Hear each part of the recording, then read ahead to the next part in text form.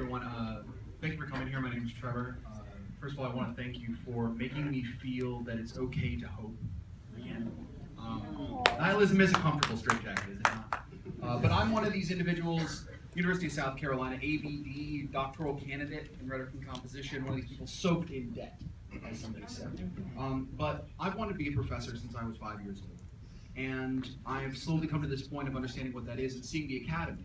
And it's crumbling, and it has been crumbling. So yes, tuition-free college is really good for the students, and it's good for humanity and sorts at large, but what about teachers? What about those of us that are there in those tuition-free colleges? Those of us that are there in the class saying, well, maybe you need to learn something beyond what you just need to do to get that next job or to get that upgrade to the next position.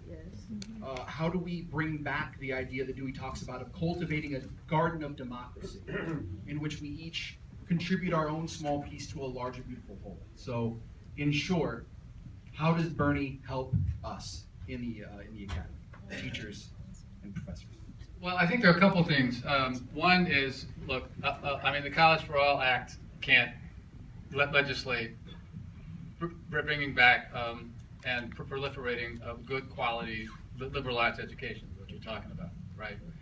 But what it can do is, and this is actually incorporated in it, is carrots and sticks for states to reduce dependence on exploitation of adjunct labor, and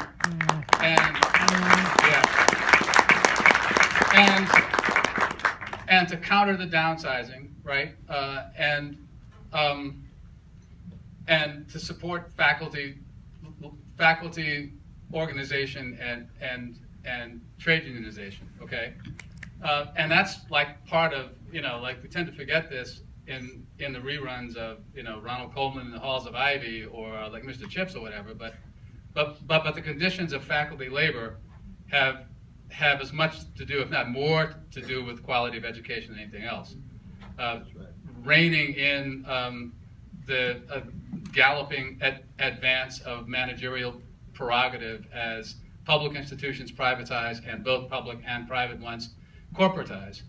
The other way, though, is more indirect, but it goes back to the point we were making earlier about what changing the terms of political debate can do, and the kind of rethinking that social movement activity can actually spark. I went to college in the 1960s, in the midst of the ferment that actually opened up, like the university's second wave.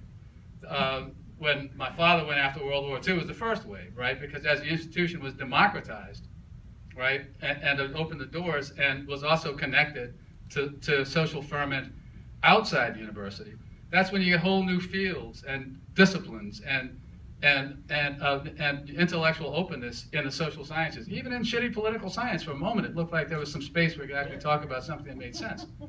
It lasted a little longer in sociology. It never really happened in economics, of course, but that's like theology. But for the ruling class. For the ruling class. Right. So I mean, that's my answer to it. Ditto. So that concludes the question and answer portion of our program. Does anybody else have